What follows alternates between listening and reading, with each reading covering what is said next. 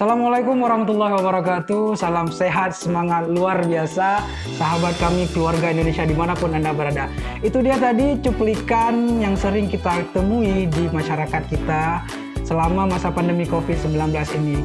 Jadi ada yang masih juga terdapat masyarakat kita yang belum mengikuti protokol kesehatan, terutama dalam hal etika batuk tadi ya, etika batuk dan bersin.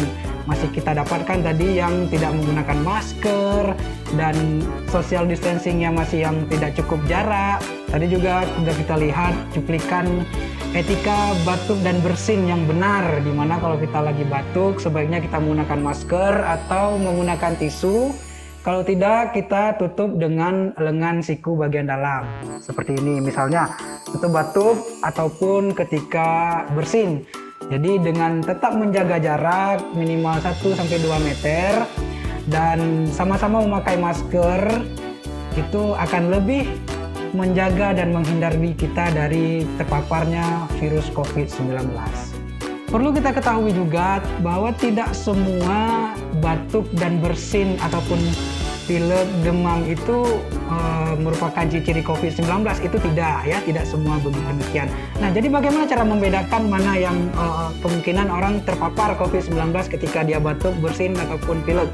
Nah, yang pastinya itu kita harus melihat riwayat perjalanan orang yang batuk atau bersin tersebut. Apakah dia selama 14 hari ini ada riwayat perjalanan atau pulang atau pergi ke wilayah yang termasuk dalam kategori zona merah, atau yang kedua, apakah dia sebelumnya pernah berinteraksi langsung dengan suspek COVID-19 atau merawat pasien ataupun keluarganya yang sudah dinyatakan sebagai pasien COVID-19.